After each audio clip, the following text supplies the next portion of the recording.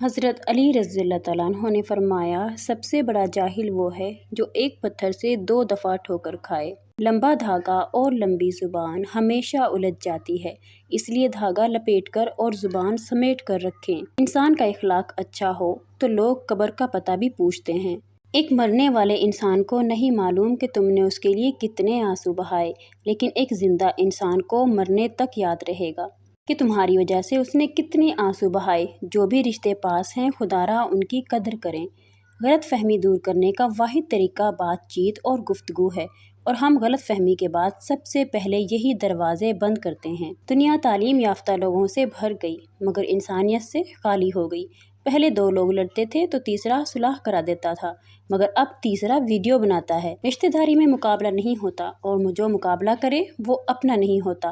رشتے مقابلے کر کے نہیں چلتے، بلکہ ایک دوسرے کی مجبوریاں اور پریشانیوں کو سمجھ کر نبھائے جاتے ہیں۔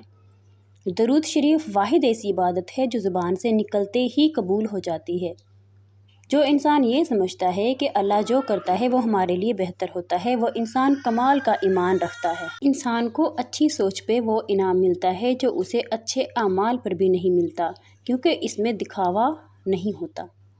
جب بھی فارغ وقت ملے اپنی ماں کے پاس جا کر بیٹھا کرو، کیونکہ ماں کے ساتھ گزارا ہوا وقت قیامت کے دن نجات کا باعث بنے گا۔ حضرت علی رضی اللہ تعالیٰ عنہ نے فرمایا، دعاؤں میں اگر دل لگنے لگے تو جان لو کہ اللہ مقدر بدلنے کی ٹھانے ہوئے ہیں۔ کوئی تمہارا دل دکھائے تو ناراض مت ہونا، کیونکہ قدرت کا قانون ہے، جس درخت کا پھل زیادہ میٹھا ہوتا ہے لوگ پتھر بھی اسی کو مارتے ہیں۔ کفر کے بعد سب سے بڑا گناہ کسی کی دل آزاری ہے۔ چیزوں کی اہمیت نہیں ہوتی، وہ کبھی نہ کبھی مل ہی جاتی ہیں۔ صرف انسان ہے وہ چیز جس کا نہ کوئی نعم البدل ہوتا ہے اور نہ ہی وہ دوبارہ ملتے ہیں۔ تقدیر سے لڑنا چھوڑ کر تقدیر بنانے والے سے دوستی کر لو، بن مانگے سب کچھ ملے گا۔ حضرت علی رضی اللہ تعالیٰ عنہ نے فرمایا، اللہ تعالیٰ تمہارے دل سے کسی چیز کا خیال تب تک نہیں نکالتا جب تک کہ تمہارے نصیب میں اس کے ملنے کی گنجائش رہتی۔